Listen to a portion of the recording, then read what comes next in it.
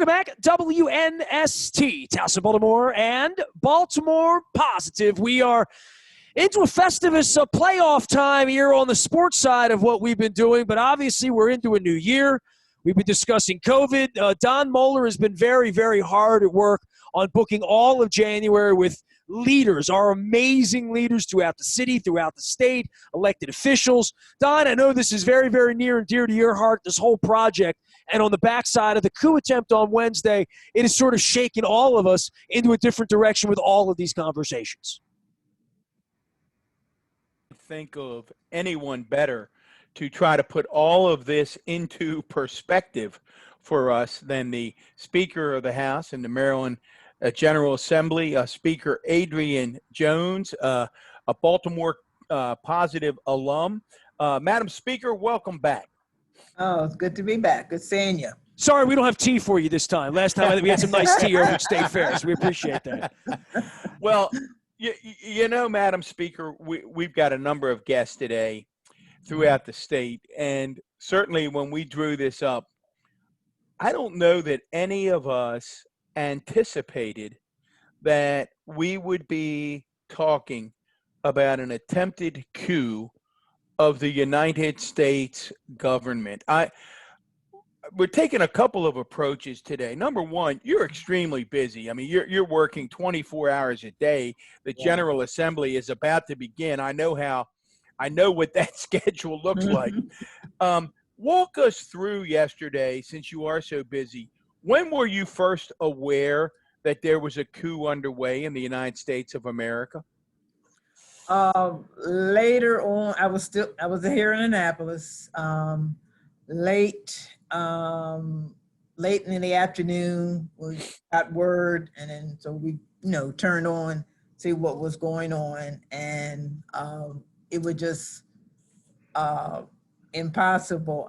We couldn't believe this was occurring, and the number of people that were there, and sort of like they just took over, and then I didn't really see law enforcement there trying to stop them. So I just, and the manner and the destroying of the buildings, and I said, this does not sound like America. It sounds like, it's another country in which this occurs. So it was quite shocking.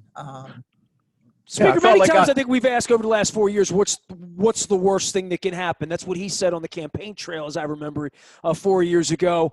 We're now down to 2 weeks left. Do you have any official statement? Bill Ferguson released something I retweeted earlier in a day. Other elected officials, I know Governor Hogan speaking literally as we're speaking right now, so we need to break away. We shall. Things are happening in real time here. We like to have long, breezy conversations about big picture stuff. But in the next 2 weeks, some thoughts as an elected official and as a citizen about where you think this should go.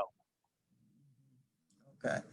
Well, I issued a statement yesterday regarding this, and I think that we need to stand together in a bipartisan manner, and we made it clear that as Maryland leaders that we made it clear that an attack on our democracy is an attack on all of us.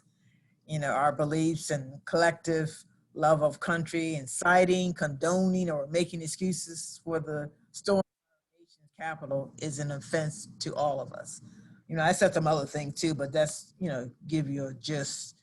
And the fact that the member of the House of Delegates, we stand with the members of Congress, the Capitol Police and staff of both sides of the aisle in support of the rule of law. So, well, I can only imagine, because all of you in the public eye, we know the Annapolis State House well, we know the Capitol well, and every time you walk in there, there's this, I always say it's this push and pull, and when you and I were together, Madam Speaker, in county government, we had this, you actually remember when we went to security for years, you just, as you know, you just walked in to the county office building. People used to be shocked. 9/11 changed all of that, right? Literally. This was even after that, when the Speaker and I were together. We had one or two incidents, and we said, we can't do this anymore. We've got to have security personnel. We've got to have certain entrances. And there was a change. Do you feel, I guess the hardest question, do you feel safe and secure as an elected official in the current climate?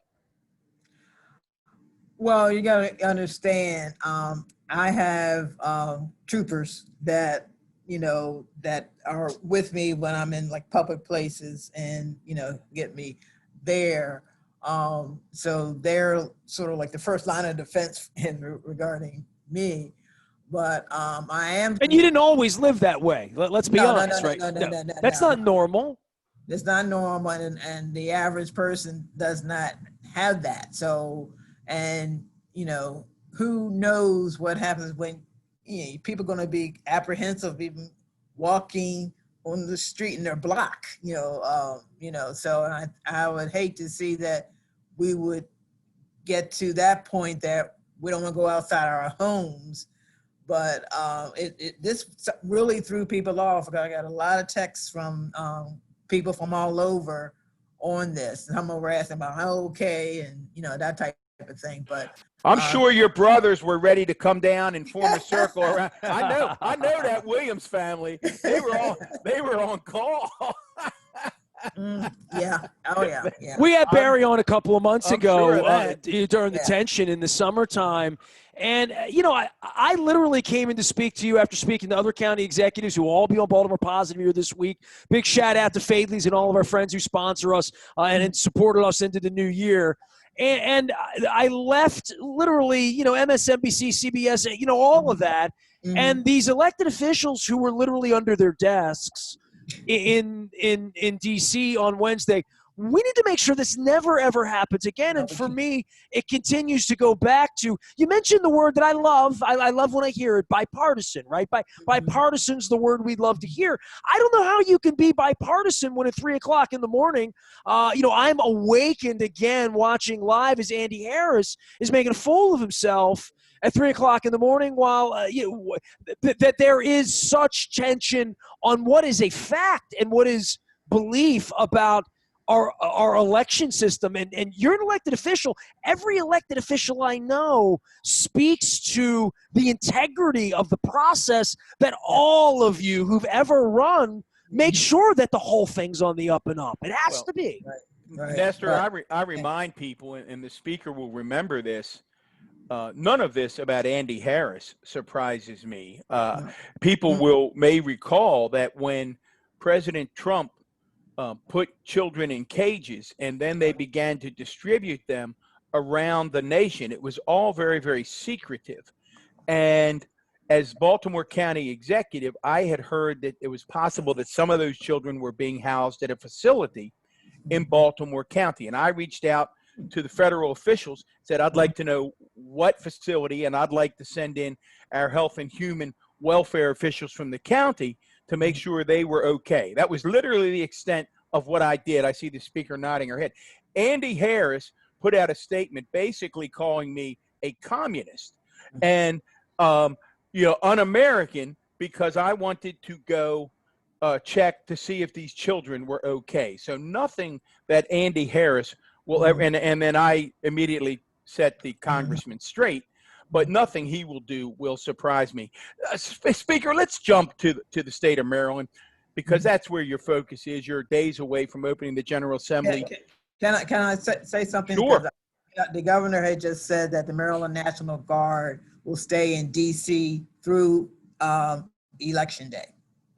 Through Inauguration Day. Inauguration Day. Right. 2 weeks. Thank you. All right. I'm sorry. Thank you. Breaking news right from the state. There we go. Man, you can't get it better than that. Right from Annapolis. Live, local, and late break. Right. Madam Speaker, this will be, I guess, your second full session as Speaker. I'm thinking second. Yes. This will be my second. Second full session. Now that you're comfortable in the big chair and the big office, and you're the one that really runs the show down there along with Senate President Ferguson, what has surprised you? Were Mike Bush's right-hand person forever. Mm-hmm. I mean, everybody knew that. You were leader pro tem. You knew how it worked. Mm-hmm. But then you got the big chair. what has surprised you about being the speaker? What's harder than you thought it might be? Or are you talking about in the fact that we're in a pandemic, which I didn't? Oh, you didn't have that. You didn't plan to be That Last wasn't time we on- were having tea, that did not come up. I remember that. Other than, we'll talk about governing in a pandemic, but just in general, let people know what challenges a Speaker of the House faces. Well, the fact that you're the leader of 140 other members with various, personalities and various areas of the state, which, we're bipartisan, and trying to, and it's not like hurting, but it's just trying to make sure that we don't go off the rails. That the committee assignments that I put the members in are fit for them. So so they'll be productive and have successes, and also I in my heart how I believe everyone has something that they're gifted in, and sometimes some of the members you may not know that until an issue or a bill comes up, or see them, and sometimes they may think they be on this particular path, but from what I'm hearing from them, that this may be a better path for them, and then they realize, and we sort of make that those compromise, and just dealing with a lot of varied personalities and all across the state, and young progressives, and then we have the moderates, and just like in Congress. Well, it's a little bit of a personality test, right? You need to know what's important to everyone and what's important to their constituency, right? Mm-hmm. Yes. And I believe in keeping the lines of communication open. And some of our members have some great ideas, and some not so much. So, but we try to have them be successful. So, we just, we're focusing on that as well. Is a bad idea one that just won't pass? Like, it's just, if it's a bad, is it a waste of time? Like a bad idea, sometimes you will modify and say, well, perhaps this would be a better way to go to get, the results that you have. But their means may be different than, but if you're getting to the end, that's the same. Sometimes the approach may not be the best, and we just have communication or committee chair, etc. Try to have them successful. So. Well, Nestor and I are delighted to be chatting with the outstanding Speaker of the House, Maryland House of Delegates, Adrienne Jones. West Side. We went through that last time. East Side, West Side. Arbutus. Arbutus. Lansdowne. There we go. Yeah. Madam Speaker, you've been down there a long time. Recently, one of the most iconic figures in state legislatures across the United States, Senator Mike Miller, announced that for health reasons, he could no longer come back to this session. Just from your personal perspective, as someone who dealt with Mike over the years, give our listeners some insight into your relationship with Senate President Miller and any special recollections that you may have of his time in Annapolis. Well, the first thing I just said, there's only one Mike Miller, and he was, he could be very stern, but also he could be gentle as a lamb. And he was, when I first became speaker, he had reached out and gave some very sage advice. And, he's, we all know that he's the longest serving in the country, maybe in the world, but I think he had the Senate at heart.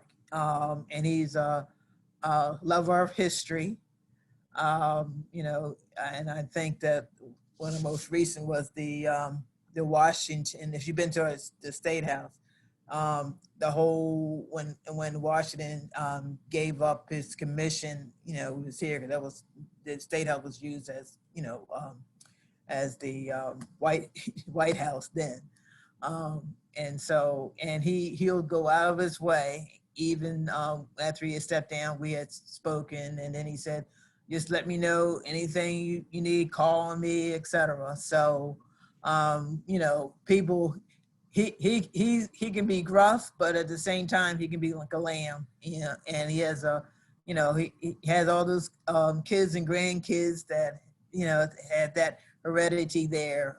So, you know, I just, you know, he will be missed, but he won't ever be forgotten.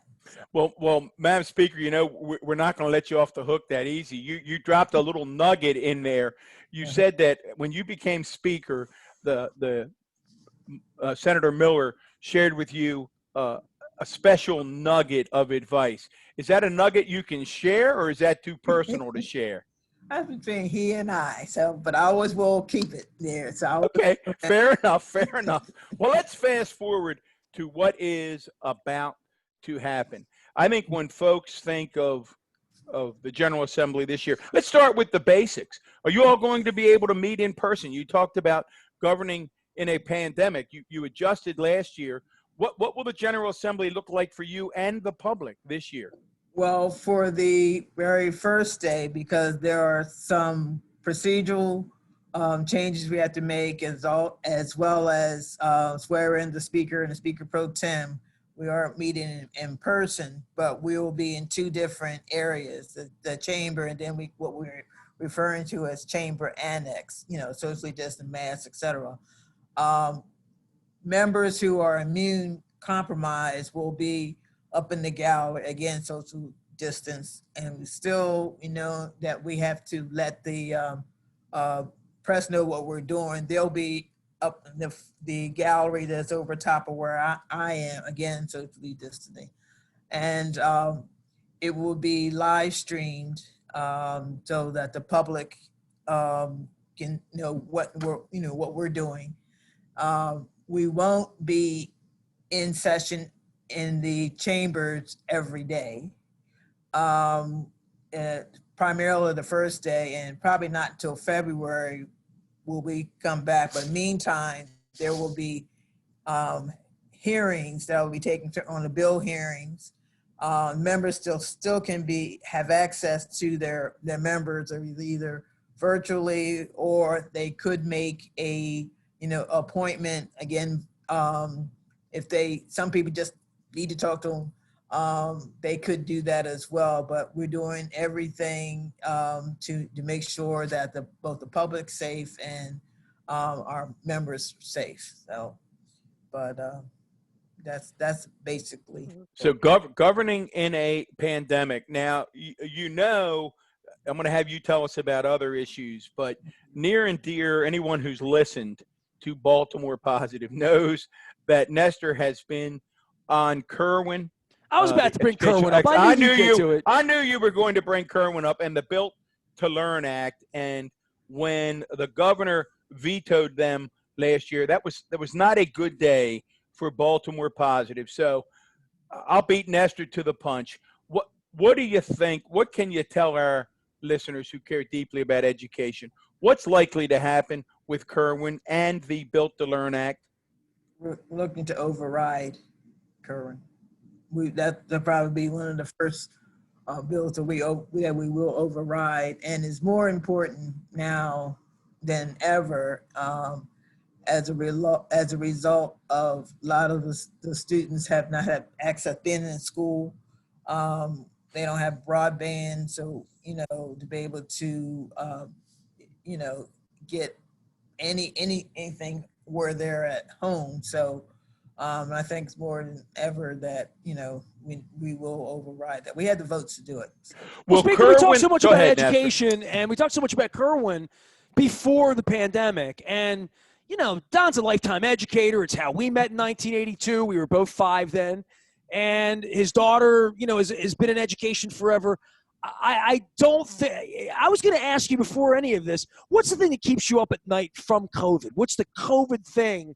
And I would think for all of us, the hospitals, overwhelm, people that are going to die, all of that, vaccines, how we get people vaccines, all of those issues, and we can get to those. But once all this is over with, educating our children is a pretty foundational thing that we haven't gotten right here much. And until we get that right, I see the incident on Wednesday as an education incident, right? I see people who don't believe in these. I see them as not good decision makers, and I see them as poorly educated in some way to not be able to discern what is fact and what is fiction because maybe they didn't read enough. Okay. Well, I would just say education at the heart of everything. And as it sits at the heart of everything, I think COVID has illuminated that more than anything else that COVID's going to illuminate. Yeah, as a result of that, part of our legislation also has to deal with recovery from COVID. And we realized it was brought out a lot of what we need to make some changes in. So people between unemployment, they weren't able to deal with that. People were struggling for food assistance, and we're just trying to through that bill, which I referenced about the broadband reform. That's all part of it. We're also I had a small work group working on making improvements to our virtual learning policy. So all of these type of things that we were doing, telework, et cetera, as part of our COVID packet, because it became apparent when all these things that people could not do, and they were calling us and we weren't able to adequately address them. And that's why we did a focus as part of the packet for this coming year to address what the inadequacies that this pandemic brought forth. Madam Speaker, are you involved at all as legislative leaders with the governor giving input regarding the what appears to be a particularly slow rollout of the vaccination effort in the state of Maryland? I've noticed some members of the General Assembly have voiced displeasure. Have you gotten any updates from the governor as to why we were so slow and whether or not we can expect that pace to pick up? Glad you mentioned that. The Senate President and I, we have a monthly meeting. It was yesterday, and that came up, and that is something that's going to be worked on to be far as improvement and also communicating better. And we just wanted to make sure that he got the message. So I don't know if it's part of his announcement today because I only saw the other part what I've referenced to you. Did you have more confidence after that meeting that Maryland would be able to pick up the pace? Because it appears that it's funny how things evolve, right? People were worried that Americans would resist the vaccine. It appears to me now that what has happened, and perhaps it's because the virus is so out of control again, that it's actually the reverse. Americans are very eager to get vaccinated, and they're actually concerned that it's taking too long. Did you leave that meeting with some confidence that Maryland would pick up the pace? Yes, there's there's various categories, and I think that the governor got that message, but we're still going to push him. I'll give him 2 days.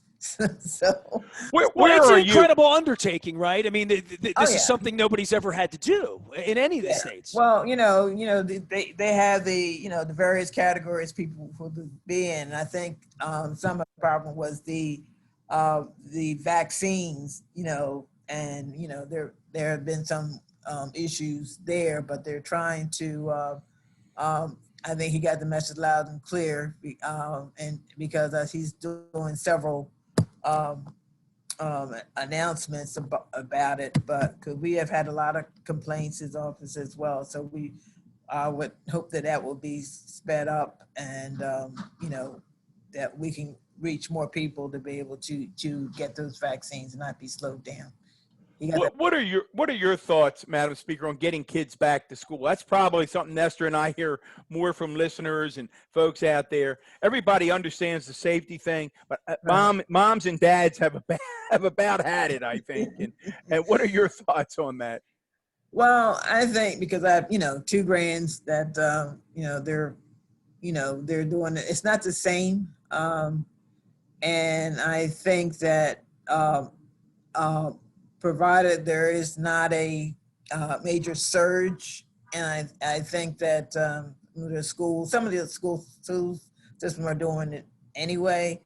But and I think provided there isn't a surge, I see that maybe having schools to be open, maybe some limited in terms of the numbers, or but it's depending on the local jurisdictions. So hopefully, I think that they miss it because the kids do. I know my grandson does. So and he loves school. So well, we've only got a couple of more minutes. Yeah. I know folks are easy to follow the major issues. They'll follow the education. They'll follow the work on police reform. They know that you're going to have struggles with the budget. Tell our listeners, identify one or two issues that they may not be aware of that they should pay attention to during this assembly that might not be on the front page of the Sun. What's one or two things you think we ought to be tuning into? There's a couple. What we try to do to fix some wrongs, such as when the issue with MES reform, and so that should not ever happen again. And it was an outrageous abuse of power.